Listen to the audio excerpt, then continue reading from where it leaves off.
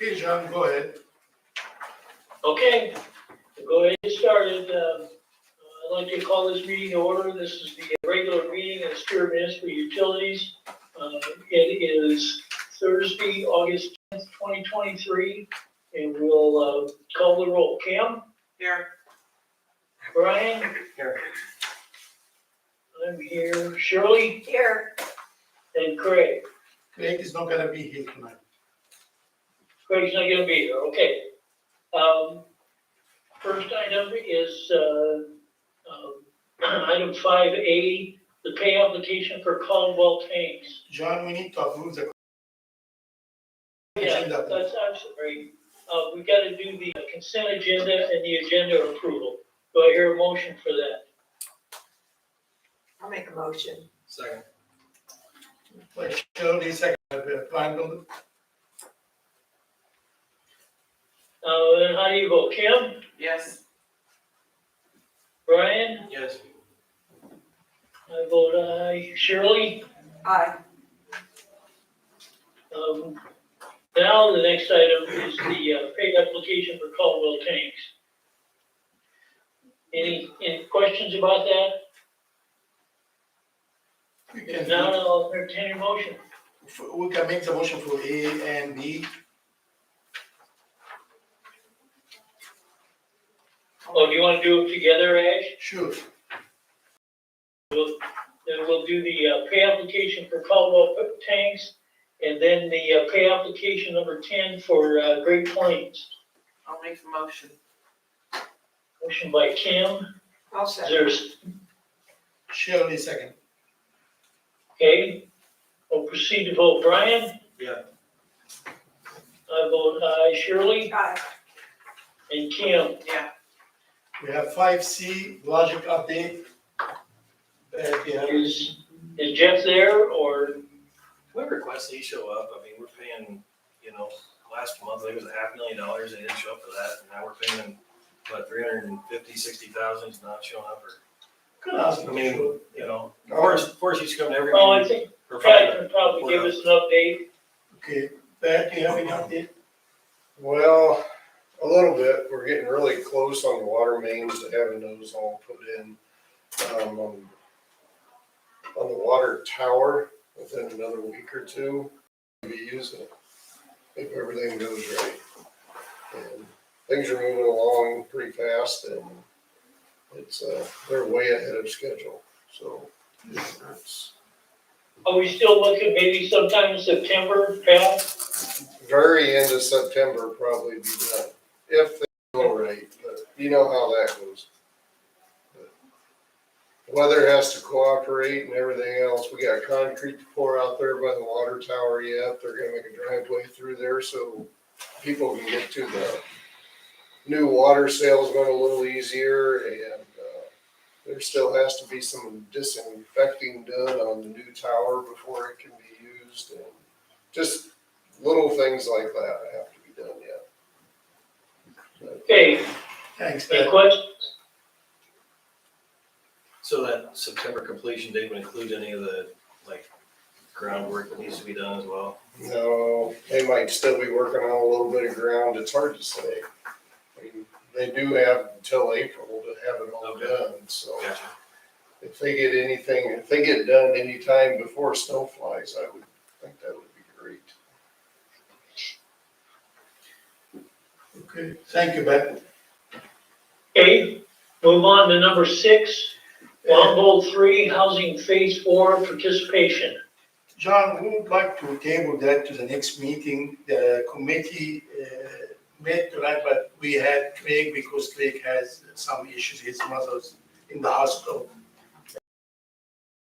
Has done some surgery, so we didn't get things really accomplished.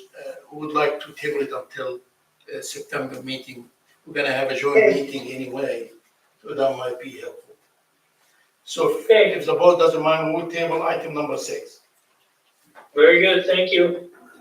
Item number 7 is USD Rural Economic Development Loan.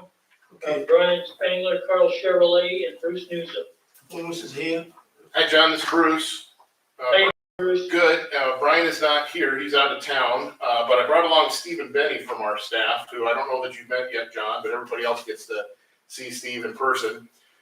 He's Okay. probably had more of the conversations with Brian, and he put the summary together. So I want to make sure that he'll make sure I get the facts straight as we talk through this a little bit. But as you know from the information in your packet, I think you talked, gosh, it's been 2 or 3 they were planning out there for, we refer to it. It's really kind of a detail and prep and small repair at, both pre-auction and post. And they are aware of the USDA Rural Economic Development Loan and Grant Program, which can provide some zero interest financing for the project, but it takes an eligible entity to sponsor that, including electric co-ops like SIPCO or municipal electrics like SMU. So we thought maybe we'd come out and explain the program and see if you have an interest in sponsoring that application, or if you have an interest in pushing that SIPCO, much like what happened with the DICA project a few years ago when we were working on that one. So please stop me anytime if you have questions, but you got a little bit of a summary. Maybe I'll talk about that real quick first. It's about a 13,500 square foot facility. Round numbers, it's about $2.5 million and could create 10 jobs within the first 3 years of operations. So it sounds like a nice project for Stuart, and these are preliminary numbers, and so I'm kind of rounding things a little bit just to make the conversation easy, but just wanted to make sure you have an overview of things. And it sounds like they could utilize some employees that they have, some of the Carl Chevrolet and the actual auction house as well to work on this. So they are very anxious to get started. They'd like to break ground in September, and so that. Oh, I'm sorry. Brian needs to be early, so if we can keep. No, I just. You wanted a break. For 5 minutes. Oh, okay. Oh, sure. Like, Yeah, right now. okay, can we take a break? Yeah, you bet. Okay, Just for a second. I thought emergency. No, no. How about you?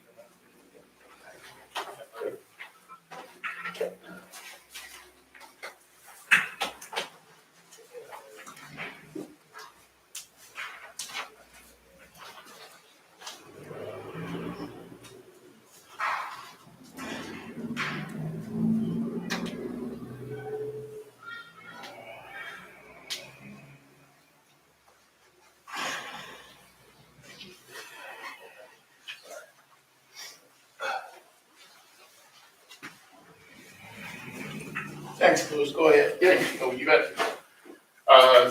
So with that little bit of information and summary about the project, let me talk a little bit about how the program works. As I said, they were anxious to get started. They'd like to break ground in September.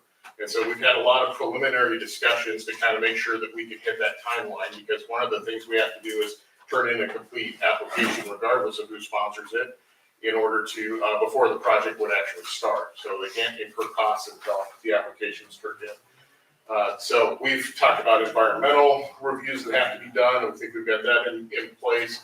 I know they've had discussions with their bank about the collateral to protect SMU or SIPCO, should they either of you want to sponsor. So I think we've got a pretty good handle on things, and just want to talk through the program a little bit. So you've participated in this, so it's the USDA Rural Economic Development Loan and Grant Program. You participated on the grant side. That's how you created your revolving loan fund. So this is the loan side. It's a little bit different. The application process is the same. The benefit to the company is the same. It's a 0% interest loan. The difference is you don't get to keep the money when the loan's repaid. It goes back to USDA. So you're kind of the conduit for the money temporarily.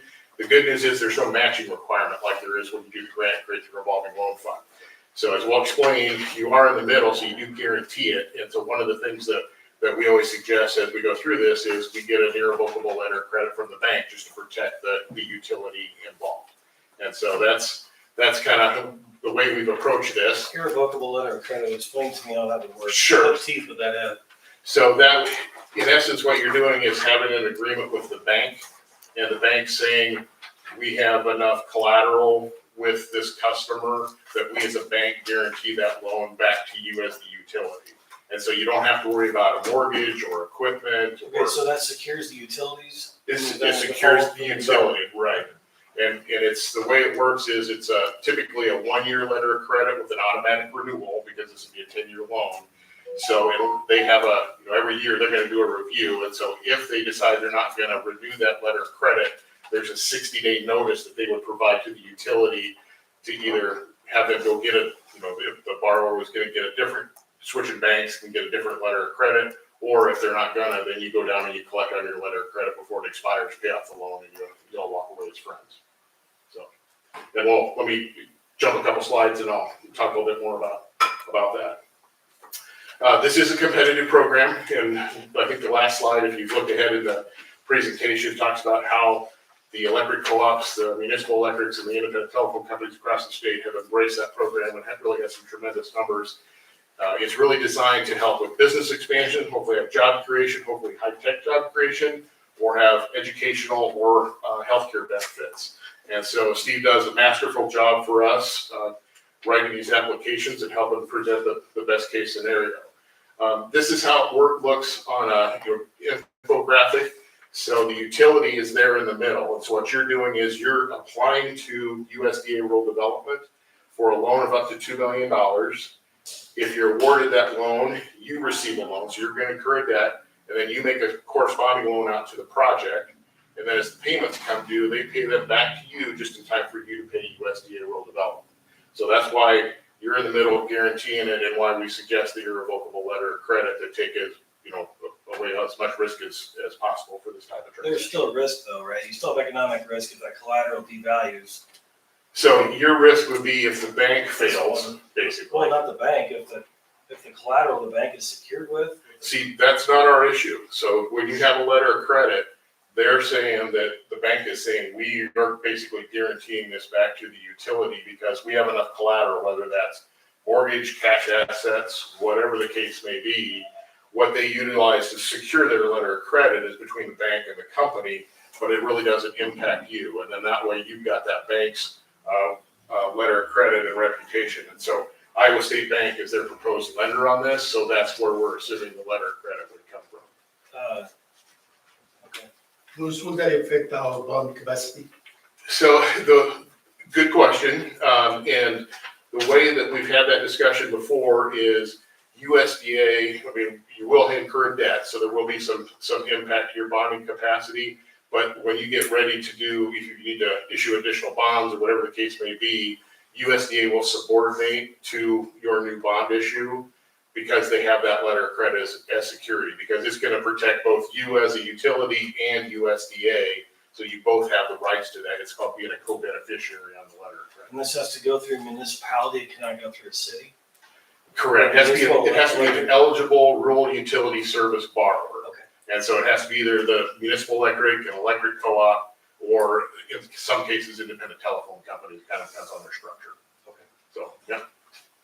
These are all great questions. I do ask. Yeah, no, this is, we're hitting you with a lot, so we want to make sure that everybody understands that. So What's the project cost? project cost is roughly $2.5 million. Yeah, the first bids, I think, are a little bit higher than that. They're round numbers. 53,000 square feet? 13,500 square feet. And if you got, was this included, Sarah, in the packet? Okay, did we give you, we sent out a summary, I don't know if it made it into the board packet, but Yes. it has kind of a write-up. I think you remember the payment for the project. Bruce, I have a question. 53. Yeah, yep, exactly. Say that again, John? I have a question. Sure. Okay. Bruce, if, it sounds as if we could pass this off to Citgo if it was our choice to do that. Correct. My question is, if we did that, would it slow down the process for Carl Chevrolet? So we'd have to go to their board meeting, which would be later this month. And we, just knowing the history with DICA, we've already had a little conversation with Terry Coons at Citgo, in case that's what you want to do. So we've kind of got staff prepped for it. But we'd be trying to reach a decision if you want to pass it on to Citgo, so we could, have them take the board action that they have to take and submit as early in September as possible. So, And if Citgo chose not to do it, then S&M Holdings is let's hold it back, right? Yeah, they'd have a choice to make. I mean, they can either come back to you and say, Citgo's not gonna do it, would you reconsider? Or just going what the timeline is and they wanna get started in September, they may not wanna wait. So, it's kind of a, I can't really answer that today. That's probably something that Brian would have to answer.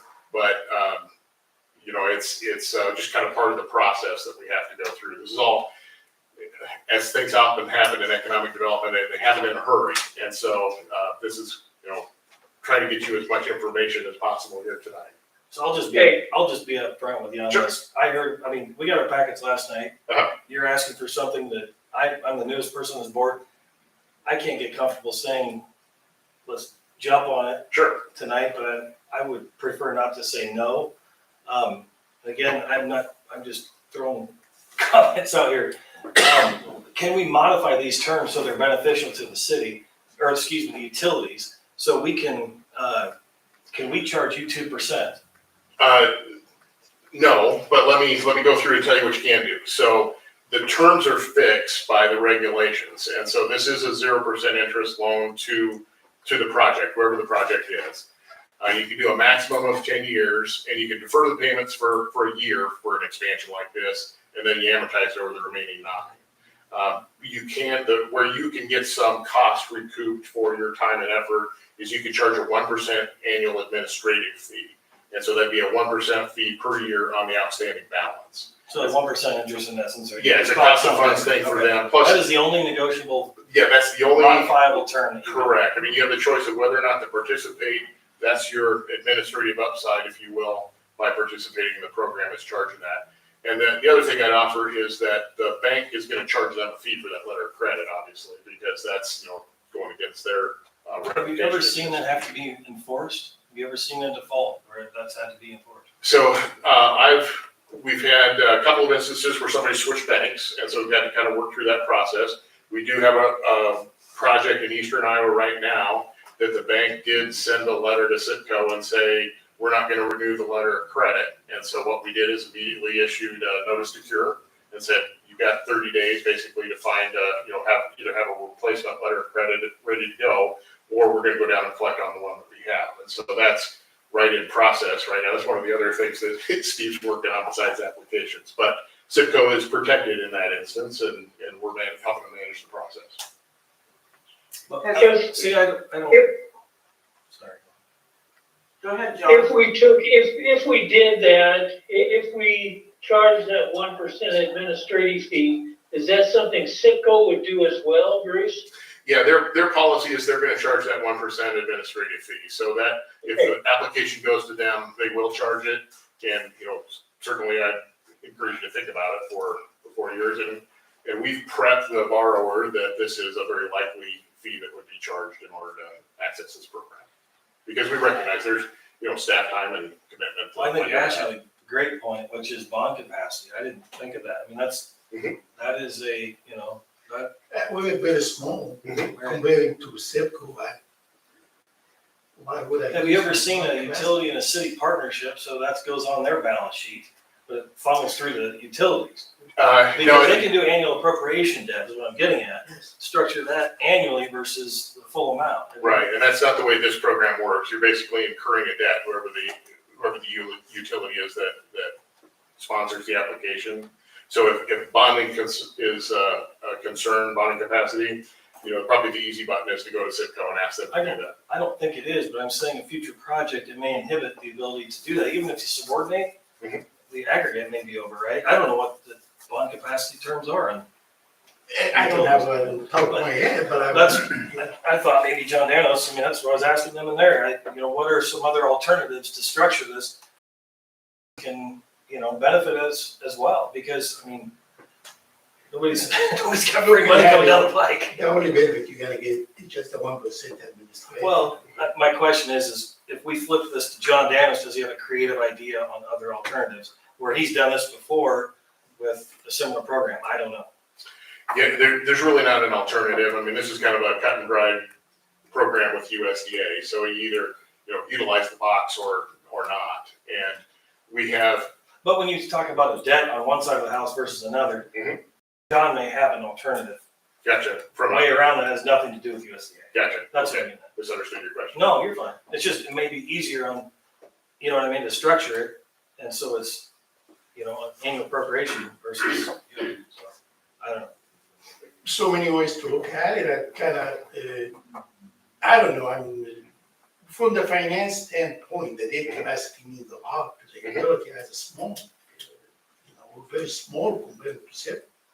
So, that's my take on it, and Sure. the board can decide, you know. And I don't think there's anything wrong with asking SIPCO to do that. They've been supportive in the past. And right now, when, you know, SIPCO's still a member of ours, we prepare the application just like we would if we did it for you. So, Do you have a loan? What's their turn time? I mean, obviously Carl's been fantastic for our community. Sure, yeah. You know, no ifs, ands, or buts about that. And so it's not, that this isn't something that's beneficial. There's just, it's a different structure. So I mean, Yeah. how long is your turn time for hearing back from SIPCO? Will that fit with what the developer wants to do? we'll be optimistic that they're gonna say yes and, you know, probably start that process with Carrie's guidance. They meet the last, Tuesday of the month, I believe. So it's gonna be late in the month before we know. But they make a decision that quick? Yeah, they do, because we take the same summary information provided to them and, you know, they're gonna be interested in what banks provide in the letter of credit and the fact that it's supported locally by the members, so we'd have to have probably Pat through Symeca make a request to SIPCO to do that, and so far, they've always been very supportive and willing. You said it was Iowa State Bank? Yes, so, I mean, that's part of the conversation tonight, is really just, do you have a preference? I know you were supportive of the project, and so if you'd like to utilize this tool or ask SIPCO to do it on your behalf, we're happy to have that conversation as Did you well. get a chance, I'm just asking if we got another chance to revisit it, if SIPCO drug their feet or said no? Sure, I mean, there's, as long as we, It can be the second option. That's what I'm saying, Yeah. give more time to think about it and ask Yes. questions. yeah, I think Steve, maybe you can add a little bit more about, you've had the conversations with Brian about the timeline that they have. Yeah, the biggest concern there would be, so they want to break ground, I think, September 1st. So there's a rule in the program that they can't start really the project or incurring costs until we get an application submitted. So if we were to, you know, have your support anytime after September, it'd either delay their project or some of the costs wouldn't be eligible for the program. So it just kind of. I think we need to, understand something here that, yeah, I'd like to look at all the alternatives we could do too. But like Bruce said, this is a pretty cut and dried process, you know, and it's, you know, it's either do it this way or else. And, I think, as far as I'm concerned with this, I think it's appropriate for us, being that Carl is, if not the largest customer we have, one of the largest, that I think it's appropriate that we show them the support that they want, they need to have at this point in time to complete this project. So I guess I would like to see us do this program, and yeah, there's some risk here, but there's risk in everything we do. So you know, and I think the program has made us, you know, has insulated us as much as it can, and I'd like to move forward.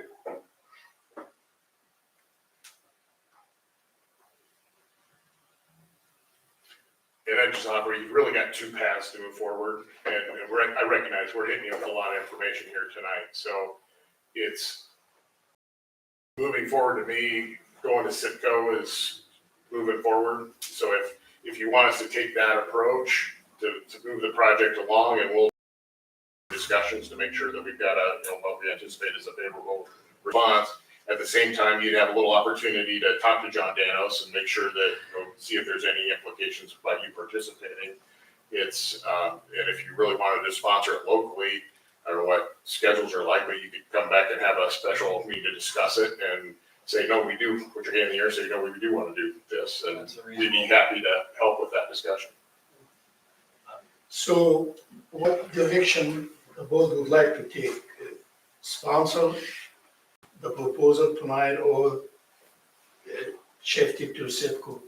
I would, Yeah. to me, it would be SIPCO. SIPCO, okay, so can,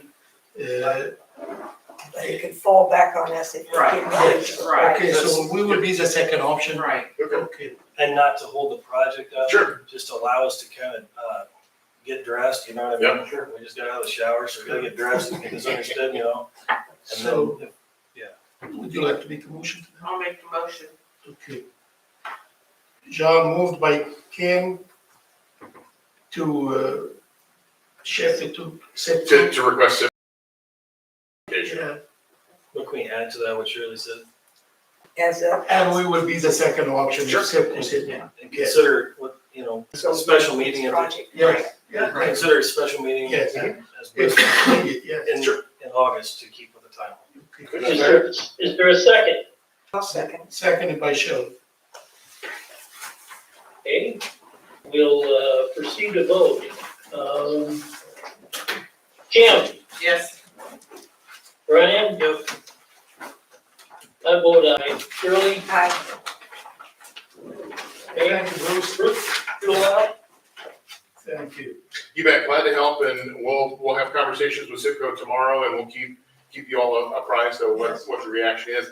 I would like to think it's gonna be supportive, they've always been that way in the past, That's so good. but we'll And make sure that, Forward this information to all Yeah. the board members. and we'll communicate to Brian that you're very supportive of the project and trying to make sure that making a good decision for SMU, and probably the easy button is to take it to Citgo, so we'll get to work. Thanks, sir. Thank you. The Thank last you. slide, if I could share just for a second, is just give you a little bit of a comfort level. Our office has helped bring over $200 million into the state with this program, so this is kind of a tried and true model. So I just want you to know that, even though it's the first time that you're really considering doing this, it's been done for many, many years and truly a very successful program. So Yeah. with that, I'll get out of your hair and let you get back to work. Thank you. Thank you. very much.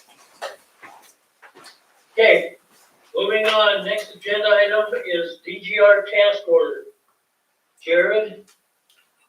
Well, Jared's not here, so I'm gonna fill in for him, but if we all remember, he was here last month, I believe it was, and he talked about a few things that we still need to be looking at with the electric system, and one of the big ones is our north substation. And all this task order number 7 is to give them a more detailed idea of a site plan. We're looking at possibly expanding the existing north substation. And they just wanna have the okay to come in here and do some preliminary work. We're not gonna order any material, but there's gonna be a little bit of cost involved. And if after they do all this and we decide, no, we don't wanna do it, we can say, no, we don't wanna do it. It doesn't tie us down to anything. It's very preliminary. We're just trying to nail down a site and see whether it'll work. Okay, any questions? Well, it's $35,000, right? For a cost? Engineering costs. Yeah. Yeah. That's what I saw, it was 35,000. So, I mean, we don't even have to do this if we don't want to. that's, yeah. This is the very beginning of the project. And I guess the project is we need a little bit bigger substation because if we're gonna get a new transformer, everything's bigger now than it used to be. And there's not enough room in the current substation. Either that or we find some land somewhere and build one. But the current substation is outdated. It won't handle the load. When we had those hot days there in the end of July, it would have burned that transformer up trying to feed all that. It's something we need to look at before it becomes a problem, is how I would put it. Because down the road, our load's not gonna do anything but go up. And the other substation will still handle the town the way it is. This one will not. It's just not big enough by itself. If something ever happened to our other substation, we'd be in trouble on a really hot day or a really cold day, either way. So it's kind of looking forward and trying to upgrade everything. This transformer is the one that we're currently using is about my age. It's in its 50s. And most of the time after a transformer gets to about 30, 40 years old, you replace them. And just so you know that you're gonna have something that works. So I know it's a lot of money, but what isn't anymore? Well, I don't and know. that's, and costs are not gonna get any cheaper, you know? And if we kick the can down the road here, this might cost 50,000 in another year, you know? Well, So we have to begin to, if we're gonna continue to be a viable utility here for the city of Stuart, we have to begin to upgrade this stuff. And with what we have coming with our other electric needs coming up, you know, we've got to keep our own system in order as well. So I guess I'm willing to make a motion here that we approve this 35,000 to begin the preliminaries of this new substation. We just got this last night. Is there a way that we could sit on it for a month, ask Chip to, give us an idea where this fits? We've also got another budget stress point, number 9, that we need to figure out where that sits, based on the proposals that Renee had sent, that needs to be considered. So There's a lot of money going out. Okay, so was a motion moved by John. Is there a second?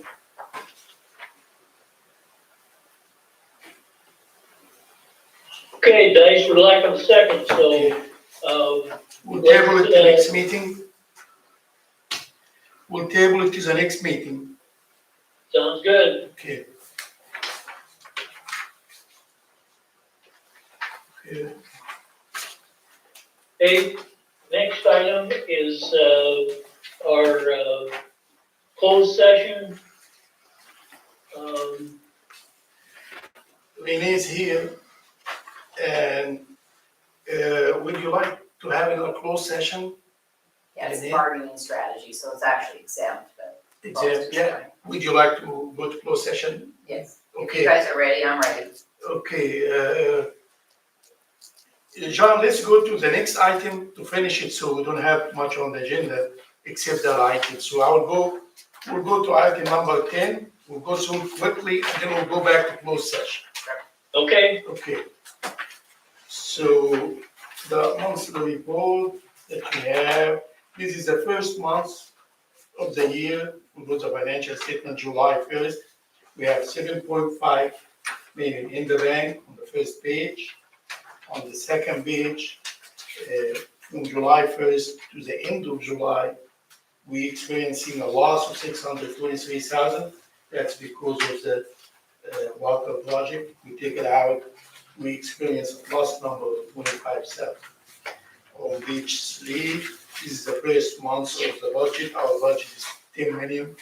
We spend only 923, so we're still doing okay budgeting wise. Page 4 is similar to page 3 because that's the first month of the fiscal year. We go to the next page with the breakdown of our budget. That's for your information. The next report is the delinquent account. We only have one, will be shown in page 1 with the check mark on the right hand. That takes us all the way to page 3 to finish that report. The next report, delinquent account, we only have one, will be shown on page 3 with the check mark on the right hand, and that takes us to page 4 and the end of the report. The next report is payment agreement. We added 6 to the payment agreement with the check mark on the right hand. The next report is paid in full. We have 3. They will be shown on page 2 and page 3 and page 4. And then that takes us all the way to page 7 to end that report. The next report is the budget billing. We only have one new person with the check marks on the right. The next report, but this is the bankrupt, no change. Last report is offset or ground for your information. And that takes care of that report. Okay, John, okay, we can go Thanks, there. Thank you. Now we're gonna go back to number 9. We need a motion to go into closed session I'll make. May, is there a motion?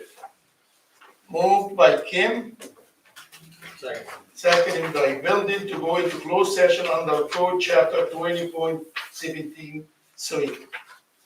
Okay, we will ask everybody respectfully to leave that meeting.